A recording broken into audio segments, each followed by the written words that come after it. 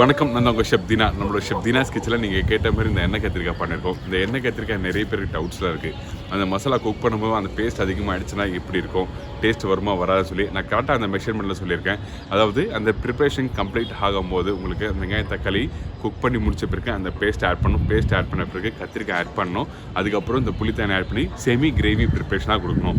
எப்போவுமே எண்ணெய் கத்திரிக்காய் வந்து என்ன பண்ணுவோம்னா, இந்த கத்திரிக்காய் குழம்புக்கும் எண்ணெய் கத்திரிக்காய் வந்து கன்ஃபியூஸ் பண்ணிப்பாங்க. ஆக்சுவலாக எண்ணெய் கத்திரிக்காய் தனி ப்ரிப்ரேஷன், இந்த கத்திரிக்காய் குழம்பு தனி ப்ரிப்ரேஷன். ஸோ நீங்கள் வீட்டில் பண்ணும்போது கவனமாக நீங்கள் கரெக்டாக அந்த ப்ரிப்ரேஷன் பண்ணுங்கள். முக்கியமாக இந்த ப்ரிப்ரேஷனுக்கு இந்த எள்ளு வேர்க்கடலை ரொம்ப ரொம்ப இம்பார்ட்டன்ட். சில பேர் வந்து சாம்பார் பவுடர்லாம் போடுவாங்க. சாம்பார் பவுடர்லாம் நீங்கள் போட வேண்டாம். ஏன் கேட்டிங்கன்னா சாம்பார் பவுடர் போடலாம் டோட்டலாக வந்து ப்ரிப்ரேஷன் டிஃப்ரெண்ட் ஆகிடும். ஏன் கேட்டிங்கன்னா அந்த சாம்பார் பவுடர் வந்து சில பேர் தேங்காய் போடுவாங்க, அதுக்கப்புறம் வந்து கடலைப்பருப்பு உளுத்தம்பருப்புலாம் போடுவாங்க. அதெல்லாம் வரவே கூடாது. வெறும் இந்த எள்ளு வேர்க்கடலை தனியா காஞ்ச மிளகாய் கருவேப்பிலை தேங்காய் இதை போட்டு மிக்ஸ் பண்ணால் உங்களுக்கு அந்த பவுடர் அந்த பேஸ்ட் வரும். சில பேர் பவுடராக போடுவாங்க, நான் அரைச்சி போட்டிருக்கேன்.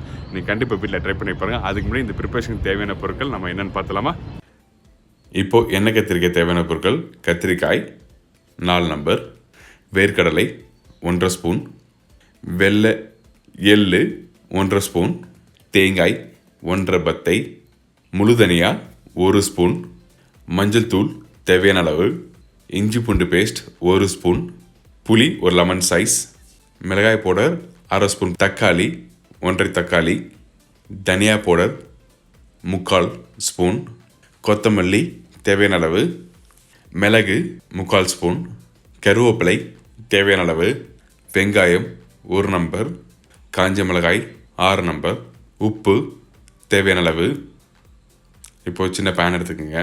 இந்த பேனில் நான் சொன்ன சேம் மெஷர்மெண்ட்டில் ஃபஸ்ட்டு இந்த எள்ளு ஆட் பண்ணுறேன். இப்போ காஞ்ச மிளகாய் போட்டிருக்கோம். இதுக்கப்புறம் வேர்க்கடலை ஆட் பண்ணியிருக்கேன்.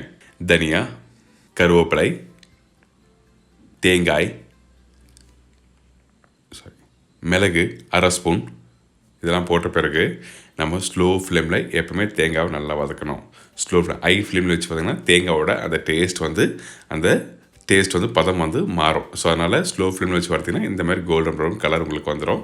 இன்னும் கொஞ்சம் லைட்டாக வதக்கிட்டு அதுக்கப்புறம் நம்ம இதை பேஸ்ட் பண்ண போகிறோம்.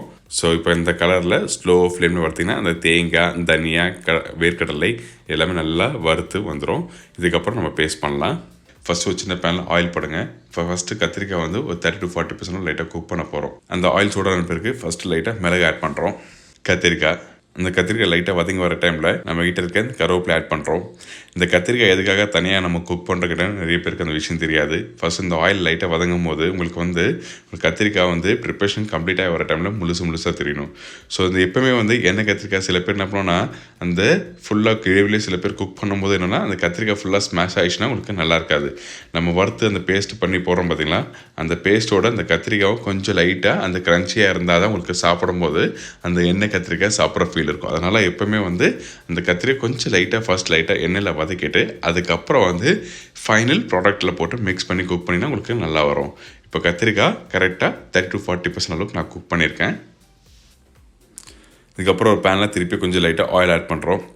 இப்போ வந்து இந்த கிரேவி ரெடி பண்ணுறதுக்கு தேவையான அளவுக்கு எண்ணெய் 2 ஸ்பூன் அளவுக்கு எண்ணெய் ஆட் பண்ணியிருக்கோம். இந்த எண்ணெய் சூடான பிறகு கொஞ்சம் மிளகு ஆட் பண்ணுறோம். அது ஒரு 1/4 ஸ்பூன் அளவுக்கு எண்ணெய் போடுங்க. எண்ணெய் கொஞ்சம் லைட்டாக சூடான பிறகு மிளகு போட்டு கொஞ்சம் லைட்டாக பொரிஞ்சு வரணும். பார்த்தீங்கன்னா கொஞ்சம் அந்த போடும்போது வெள்ளை வரதில்லை, அப்போது அந்த மிளகு நல்லா பொரிஞ்சு வரணும். எண்ணெய் சூடாகாமல் மிளகு நீங்கள் போட வேண்டாம். ஏன்னா அந்த மிளகோட தாளிப்பு ரொம்ப ரொம்ப இம்பார்ட்டன்ட். ஸோ ஃபஸ்ட்டு மிளகு போட்ட பிறகு காஞ்ச மிளகாய் போட்டிருக்கோம். இதுக்கப்புறம் கருவேப்பிலை ஆட் பண்ணுறேன். இந்த கருவேப்பிலாம் போட்ட பிறகு கொஞ்சம் லைட்டாக பொரிஞ்சு வரும்ல, அந்த டைமில் நம்ம கட் பண்ணி வச்சுருக்கேன் இந்த வெங்காயம். நீங்கள் பெரிய வெங்காயம் நான் போட்டிருக்கேன். நீங்கள் வந்து வீட்டில் சின்ன வெங்காயம் இருந்தாலும் நீங்கள் சின்ன வெங்காயத்தை கட் பண்ணி இதில் போடலாம், ஒன்றும் தப்பு இல்லை. ஸோ இதை போட்டு நல்லா வெங்காயத்தை வதக்கலாம். இந்த ப்ரிப்பரேஷன் கம்பல்சரி நீங்கள் வெங்காயத்தை நல்லா கோல்டன் ப்ரௌன் கலர் வரைக்கும் நல்லா வறுத்துருக்கணும். இப்போ பார்த்தீங்கன்னா அந்த வெங்காயம் நல்லா கோல்டன் ப்ரௌனில் வறுத்து ரெடியாக இருக்குது. கொஞ்சம் ஸ்லோ ஃப்ளேம் வச்சுருக்கேன்.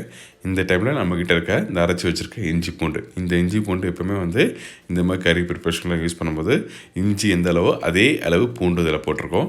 இப்போது ரெண்டுத்தையும் நல்லா போட்டு நல்லா வதக்கிடுங்க. இஞ்சி பூண்டு போட்ட பிறகு நல்லா வதங்கணும். ரொம்ப ரொம்ப இம்பார்ட்டன்ட். எப்படி நான்வெஜ்ஜுக்கு வந்து இந்த பெப்பர் மசாலா வந்து நீங்கள் வீட்டில் பண்ணும்போது இஞ்சி பூண்டு போட்டு நல்லா வதக்குவோமோ அதே மாதிரி இந்த எண்ணெய் கத்திரிக்காய் நல்லா வதக்கணும். இதுக்கு பிறகு நம்ம தக்காளி ஆட் பண்ணியிருக்கோம். இந்த தக்காளி போட்டு லைட்டாக சாத்தே பண்ணி வர டைமில் கொஞ்சமாக மஞ்சத்தூள், மஞ்சள் தூள் லைட்டாக போட்ட போதும். அதிகமாக போட்டிங்கன்னா அந்த ஃபினிஷிங் ப்ரிப்பரேஷன் வந்து எல்லோ கலராக வந்துடும். ஸோ அதனால் அப்படி போடக்கூடாது. கொஞ்சமாக லைட்டாக பெஞ்சு போடுறோம்.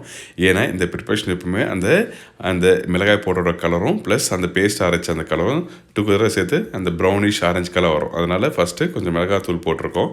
இதை ஃபஸ்ட்டு ஆயில் நல்லா சாத்தே பண்ணுங்கள். இந்த மாதிரி சாத்தே பண்ணால் தான் உங்களுக்கு அந்த ஃபினிஷிங் ப்ராடக்ட் வந்து கலராக அந்த கலர் வரும். ஸோ அதனால் ஃபஸ்ட்டு லைட்டாக வதக்கிட்டு அதுக்கப்புறம் தண்ணி ஆட் பண்ணுறோம். இந்த தண்ணி போட்ட பிறகு நல்லா குக் பண்ணுங்கள். எப்போவுமே வந்து தனியா பவுடர் போட்ட பிறகு மிளகாத்தூள் போடுவேன். ஆனால் இந்த ப்ரிப்பரேஷன் ஃபஸ்ட்டு கொஞ்சம் அந்த மிளகாத்தூள் போட்டிருக்கோம். இதை போட்ட பிறகு தான் தனியா பவுடர் இப்போ ஆட் பண்ண போகிறேன். இப்போ தனியா பவுடர் போட்ட பிறகும் இப்போ தனியா பவுடர் ஆட் பண்ணுறோம். இந்த டைமில் அந்த மசாலா வந்து ஃபஸ்ட்டு நல்லா குக் பண்ணுங்கள். அந்த வெங்காயம் தக்காளி கொஞ்சம் லைட்டாக ஸ்மாஷ் ஆன மாதிரி இருக்கணும். அது இல்லாமல் அந்த பச்சை வாசனை போன பிறகு மட்டும்தான் வந்து நம்ம வந்து பேஸ்ட் ஆட் பண்ண போகிறோம். ஃபஸ்ட்டு ஸ்டெப் பை ஸ்டெப்பாக குக் பண்ணணும். அந்த மசாலா நல்லா குக் பண்ணியிருக்கணும். அதுக்கப்புறம் அரைச்சி ரெடி பண்ணி வச்சுருக்க அந்த பேஸ்ட் இதில் ஆட் பண்ணுறணும். ஃபஸ்ட்டு இந்த வெங்காய தக்காளி மசாலா, அதுக்கப்புறம் இந்த பேஸ்ட்டு இதில் எல்லாத்தையும் போட்டு ஒன் பை ஒன்னாக நம்ம நல்லா குக் பண்ணுறோம். இப்போ பார்த்திங்கன்னா அந்த பேஸ்ட் வந்து நல்லா ஒரு 90% அளவுக்கு நல்லா அரைச்சி வச்சுருக்கேன். அந்த பேஸ்ட் வந்து 2 ஸ்பூன். ஆக்சுவலாக நான் சொன்ன மெஷர்மெண்ட்டுக்கு 3 ஸ்பூன் அளவுக்கு பேஸ்ட் வந்திருக்கு. ஆனால் 2 ஸ்பூன் தான் போட்டிருக்கேன். நீங்கள் 2 ஸ்பூன் போடுங்க. இந்த பேஸ்ட்டோட அளவு அதிகமானாலும் உங்களுக்கு வந்து இந்த குருமா கான்செப்டில் சாப்பிட்ற மாதிரி மசாலா குருமா கான்செப்ட் மாதிரி ஆகிடும். அதனால் நீங்கள் வந்து இந்த பேஸ்ட் வந்து 2 ஸ்பூன் அளவு தான் போட்டிருக்கேன். மீதி 1.5 ஸ்பூன் இருந்ததுன்னா உங்கள் வீட்டில் மீந்ததுன்னா அது வந்து கொஞ்சம் லைட்டாக எண்ணெய் நல்லெண்ணெய் போட்டு நல்லா வதக்கிட்டு வேறு எதனா கறியில் போட்டு யூஸ் பண்ணலாம். ஒன்றும் தப்பு இல்லை. ஸோ இந்த வெங்காய தக்காளி மசாலா, அதுக்கப்புறம் இந்த மசாலா அரைச்ச மசாலா இது எல்லாத்தையும் டுகெதர் நல்லா குக் பண்ணால் கொஞ்சம் லைட்டாக மேலே ஆயில் வரும். அந்த டைமில் கொஞ்சம் தனியா பத்தா அதாவது கொத்தமல்லி இப்போ இதில் போட்டிருக்கோம். கொஞ்சம் லைட்டாக தண்ணி ஆட் பண்ணினா உங்களுக்கு அந்த கிரேவியோட அந்த பச்சை வாசனை போகும். இதுக்கப்புறம் சால்ட், தேவையான அளவுக்கு சால்ட் ஆட் பண்ணிடுறேன். இந்த கிரேவி ஆல்வேஸ் வந்து நீங்கள் எப்போவுமே வீட்டில் வந்து கிரேவி இந்த காரக்குழம்பு மாதிரி தின்னு நல்லா இருக்கக்கூடாது. எப்போயுமே செமி கிரேவியாக தான் இருக்கணும். ஸோ எண்ணெய் கத்திரிக்காய் நீங்கள் சாப்பிடும்போது அந்த செமி கிரேவியாக இருந்தால் தான் உங்களுக்கு அந்த ப்ரிப்பரேஷன் நல்லாயிருக்கும். இப்போ கத்திரிக்காய் ஆட் பண்ணியிருக்கோம். இப்போ இந்த மசாலா எல்லாம் குக் பண்ணி எடுத்தாச்சுல, இந்த டைமில் நம்ம ஆல்ரெடி குக் பண்ணி வச்சுருக்க இந்த 30-40% கத்திரிக்காய் வந்து இதில் ஆட் பண்ணி திருப்பி நல்லா குக் பண்ணுறோம். இதுக்கப்புறம் நம்ம புளி ஆட் பண்ணோம். அந்த புளி ஆட் பண்ணும்போது நீங்கள் வீட்டில் இந்த கத்திரிக்காய் நல்லா வெந்திருக்கா செக் பண்ணுங்கள். அதுக்கப்புறம் மசாலா நல்லா வெந்திருக்கா செக் பண்ணுங்கள். உப்போட அளவு செக் பண்ணிவிட்டு அதுக்கப்புறம் வந்து புளி ஆட் பண்ணலாம். ஏன்னா இதெல்லாம் கரெக்டாக இருந்தால் தான் அந்த புளி போடும்போது உங்களுக்கு ஃபைனல் டேஸ்ட் வந்து உங்களுக்கு நல்லா கரெக்டாக வரும். புளி ஆட் பண்ணியிருக்கேன். இந்த புளி ஆட் பண்ண பிறகு அந்த கிரேவியை ஃபஸ்ட்டு தண்ணி ஆட் பண்ணாமல் நல்லா கொஞ்சம் அதிலே குக் பண்ணுறோம். குக் பண்ணும்போது கொஞ்சம் லைட்டாக ஆயில் வரும். அதுக்கப்புறம் வேணுன்னா திருப்பி தண்ணி ஆட் பண்ணி நீங்கள் குக் பண்ணிக்கலாம். இப்போ நல்லா வெந்து வர டைமில் கொஞ்சம் கொத்தமல்லி, கொஞ்சமாக வெல்லம் ஆட் பண்ணுறோம். வெல்லம் போட்ட மாதிரியே தெரியக்கூடாது, ஒரு பிஞ்ச் வெல்லம் தான் போட்டுக்கணும். ஏன்னா அந்த காரம் அந்த மசாலாலாம் போட்டிருக்கோம்ல, அந்த மசாலாவை எடுத்து கொடுக்க மட்டும்தான் இந்த வெல்லத்தை நம்ம ஆட் பண்ணுறோம். அந்த வெல்லத்தோட டேஸ்ட் உங்களுக்கு கண்டிப்பாக தெரியக்கூடாது.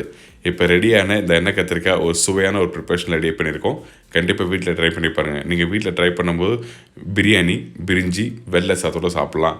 சூப்பரான ஃபென்டாஸ்டிக்கான எண்ணெய் கத்திரிக்காய் கொடுத்துருக்கேன். ஏன்னாங்க இந்த எண்ணெய் கத்திரிக்காய் எப்படி பண்ணுறது எல்லாருக்கும் ஈஸியாக தெரிஞ்சிருக்கும். கண்டிப்பாக வீட்டில் ட்ரை பண்ணி பாருங்கள். ட்ரை பண்ணி பார்க்குறது மட்டும் இல்லாமல் உங்களோட கமெண்ட்ஸ் ரொம்ப ரொம்ப இம்பார்ட்டன்ட். Thank you so much. இதே மாதிரி நாளைக்கு ஒரு சுவையான சூப்பரான டிஷ்ஷஸ் வந்துக்கிறேன். அதுவரை உங்கள் இடமிருந்து விடைபெறுவது உங்கள் சக்தி. நான் சி. பை. Take care.